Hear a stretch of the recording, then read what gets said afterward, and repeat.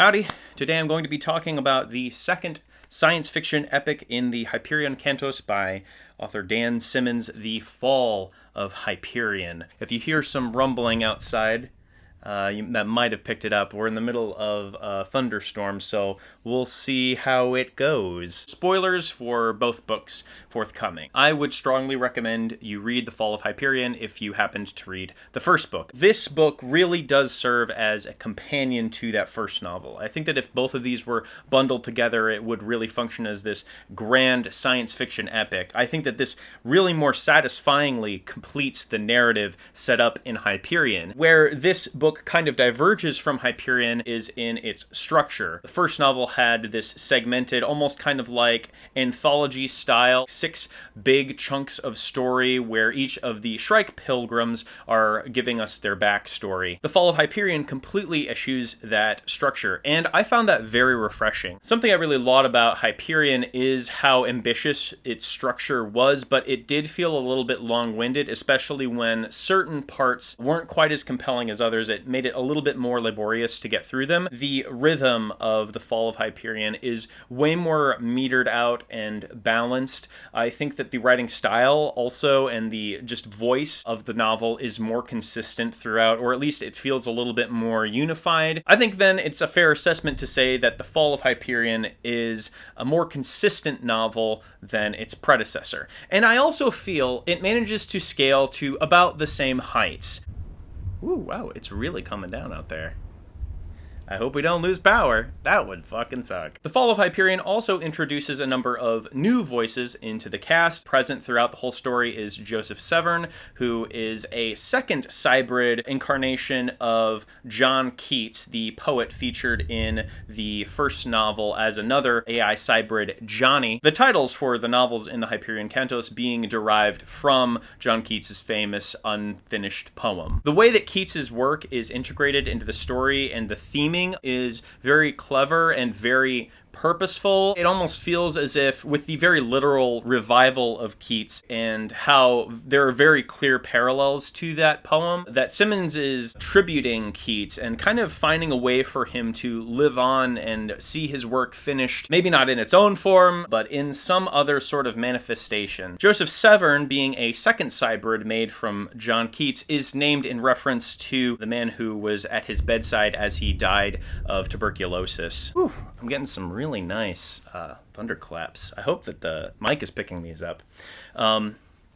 So there is a lot of, if explicit, very clever kind of reintegrations of the themes of Keats's work. And in this novel, it's kind of at the forefront of everything. I would say the main character of The Fall of Hyperion is probably Joseph Severn. I really loved reading his stretches because there was always like a little dash of poetry. I think that that's where Simmons has a strong suit. Another thing explored in this book more prominently is the technocore, the influence of AI in this world. It echoes the anxieties of living in our current moment a little bit more acutely than I might have expected. On the flip side, The Fall of Hyperion is still an extension of the story arcs of the Shrike pilgrims introduced in the first novel. And there is where I feel its consistency kind of wavers. There are absolutely characters that I found interesting in Hyperion that are just as compelling in this novel, have interesting things to do. I was very grateful to get more from Father Paul Dure. I found his role in the story, how he comes back, how the themes of faith and the nature of God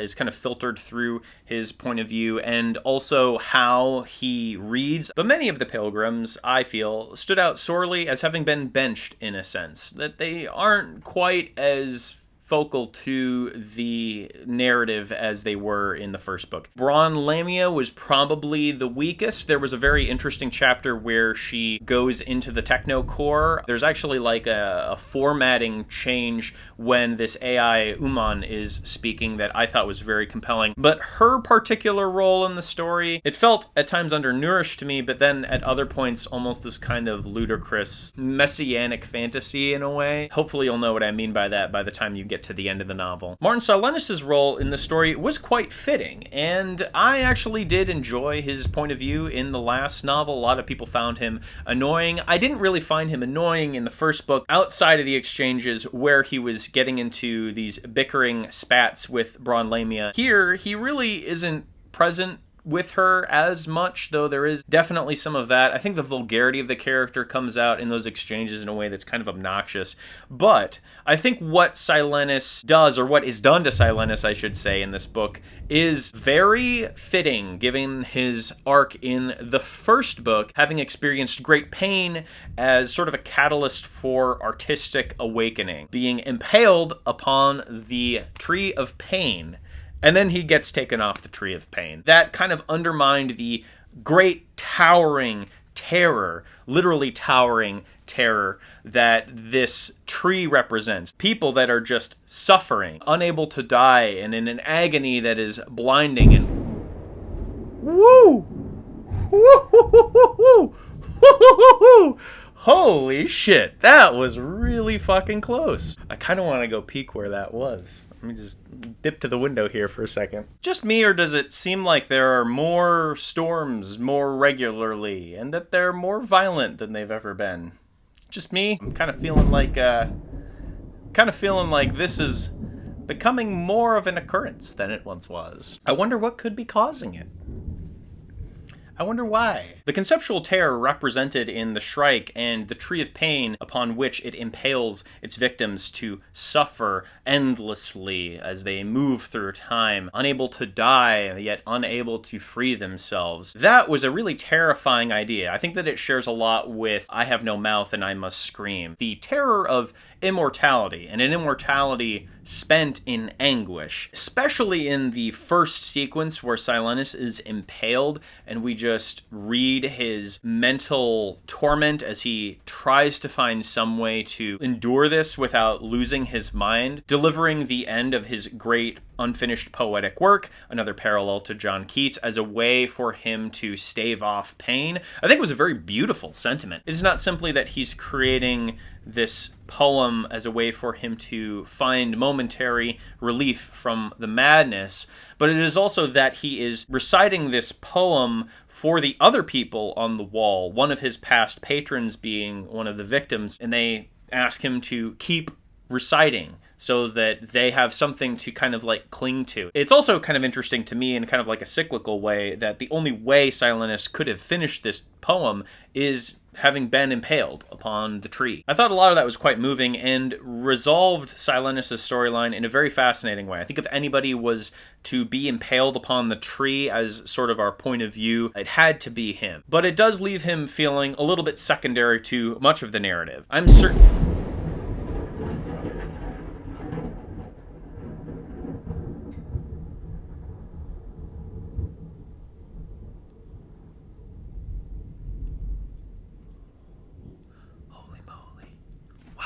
In total frankness, I think that that is the closest lightning has ever struck near our house. I'm kind of glad I got that on camera, but now I'm worried it'll be one of the last things I ever film. I'll be fine. I'll be fine.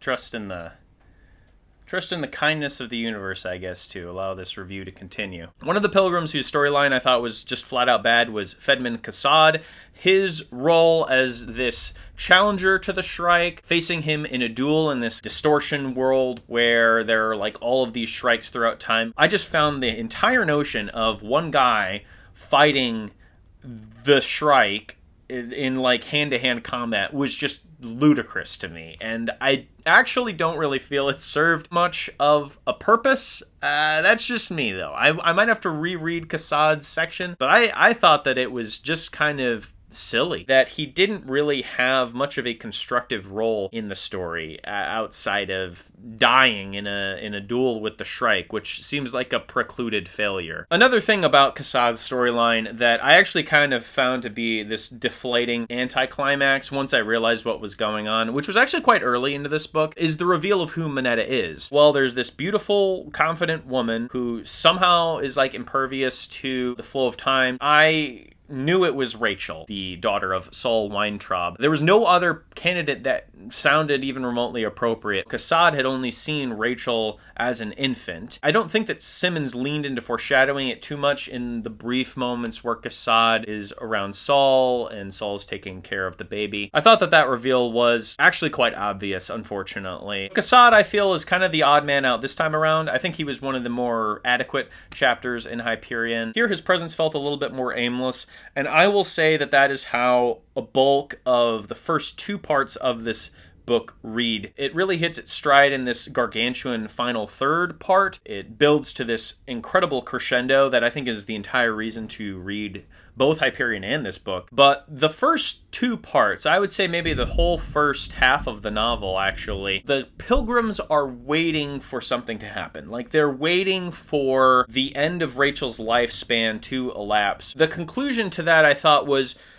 interesting. On paper, it's a fun little inverted thought experiment. The story of Abraham and Isaac not being an act of God testing his subjects, but of his subjects testing whether or not this is a moral God. Initially, that reads as like a fun little idea. It's like, oh, giving autonomy to individuals in a world governed by deities beyond their comprehension, right? The more I think about the idea, I still actually don't find it to be a satisfying answer for the problem that Saul has been exploring. It's a fun one, don't get me wrong, but I still don't find it very satisfying. I think inherently the dilemma is hard to resolve outside of kind of the obvious atheistic sort of conclusion you can draw from that biblical tale. The consul's storyline I still found very interesting. I think he was maybe like my second favorite point of view character in the first Hyperion, and closed out that book on a pretty profound and emotionally affecting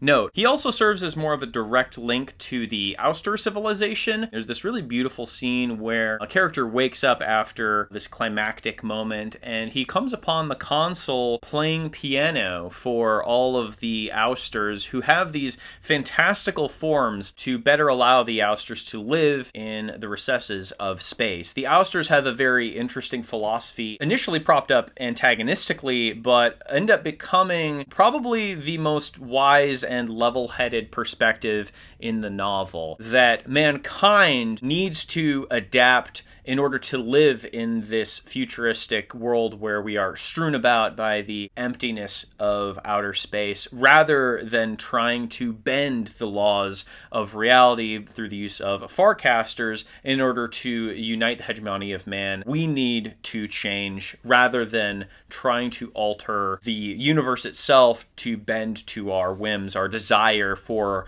colonization. The way the Ousters are described is also quite interesting. It feels like All Tomorrows, if you've ever seen the very famous Alt-Shift-X video, which I would highly recommend. It's very cool, speculative science fiction. I think that it is when the consul meets up with the Ousters again that we kind of get the ultimate thematic statement of the book. One that condemns AI in a sense, or at the very least is extremely cautious of how it will integrate with mankind, whether it can be this agent for us to just basically enslave ourselves, whether it's possible to even cohabitate with something whose ultimate objective is to just kind of like quantify everything. Mankind in service of these aims is weirdly essential in some ways as a sort of power source, almost in the way that humans are treated in the Matrix films. Humans, as they pass through Farcaster doors, kind of allow for this space for the technocore to exist. It's described as if the AI civilization lives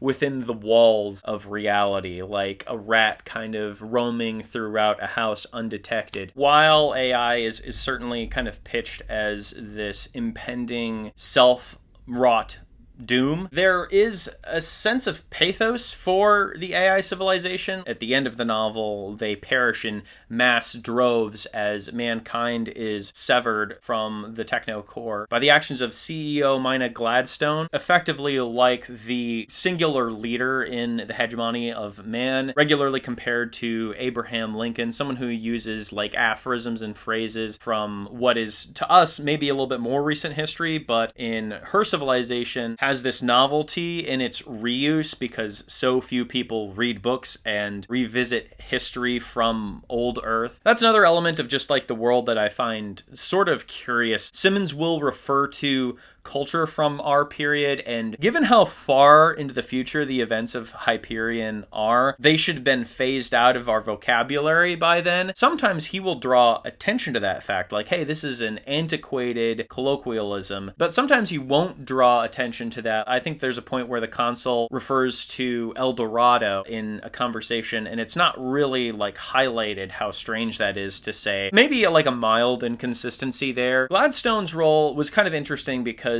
initially I found her quite off-putting. The crimes of the hegemony of man have been well outlined. Gladstone being at the center of all of that initially made her feel to me like this antagonistic presence, and she does do some things that I think are morally questionable and misguided, but it is ultimately Gladstone who saves the day. In this climactic sequence, it is discovered it is the AIs that have been orchestrating this conflict with the ousters to gain control of the Hyperion system, eliminating a lot of hegemony worlds and destroying entire civilizations. Gladstone, realizing this, kind of hits the grand Farcaster nuke and eliminates fast travel throughout like the entire universe. Once you realize like the effects of this in the world that Simmons has drawn here, the weight of that action is quite staggering. And it is in this moment where I think the most profound series of thoughts races through your head. What if all of a sudden these crutches upon which we rest technologically were just suddenly pulled out from under us? How would we exist? It would completely reshape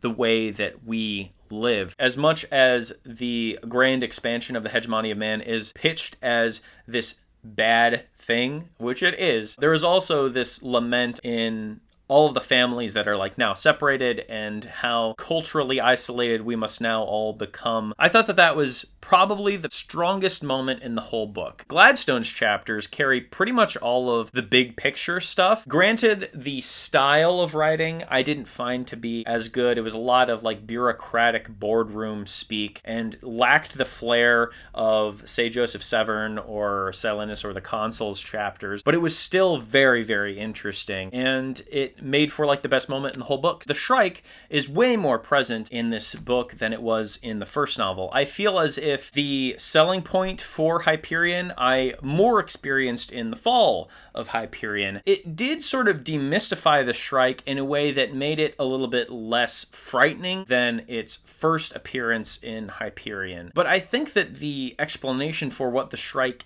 is pretty well thought out. It doesn't register quite as much as this abstract concept of terror as it once did, more as like an actor in this grand space opera. Some of the low points of Hyperion carry over to this book, unfortunately. I did like Sol Weintraub's story, but I think that the sentimentality of his chapter rears its head and then some, especially in the end of this book. The plot, insofar as it resolves, I think that it works. I think that it's satisfying, but there's such a like victory lap sense to the final chapters in this book. It's almost kind of like nauseating to me. There are so many references to the Wizard of Oz, whereas in the last book that left me with just this terrible taste. Here it like compounded that and kept referencing the Wizard of Oz again and again near the end of the book in a way that I just couldn't stomach. There are also just some like silly plot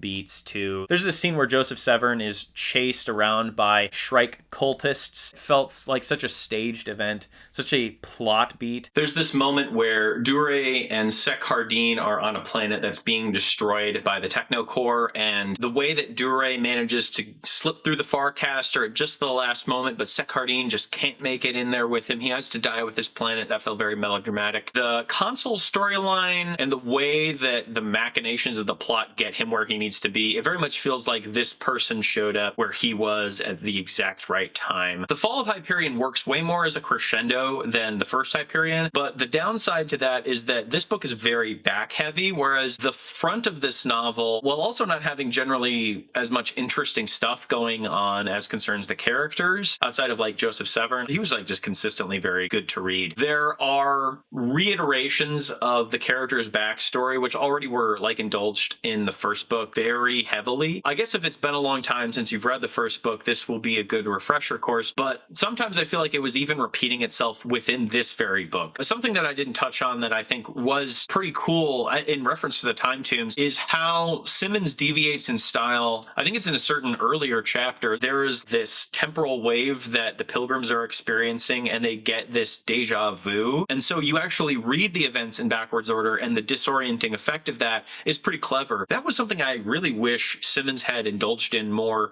where he could have. I would still definitely recommend The Fall of Hyperion. It's a really ambitious and inventively drawn science fiction epic. It's inconsistent in a different way than its predecessor, but if you are willing to live with those inconsistencies as concerns style and structure, I think that you will find this a worthy extension of the narrative of the first book. I don't know whether I would call it stronger or weaker overall. I think that it just feels more like the second part of one grand story. The other two books being Endymion and The Rise of Endymion. I do hear those books are a little bit more on the space opera side of science fiction, and in that way, I feel like I might be in store for something that is a bit of a letdown compared to these really quite solid first two novels, but we'll have to see. I will definitely read them though. Thank you all so much for hanging in there as I find my way back to doing these reviews again. The middle of the year got very, very busy for me. The record label that I own and operate got very busy and kind of took me away from doing video projects more regularly, but it was like a really good reason for me to not be doing this. The future of the channel, I think that I'll get as many book reviews done as I can before 2025. After that, I've got some different designs for it. Regardless of where this channel ends up veering, thank you so much for being with me in the meantime.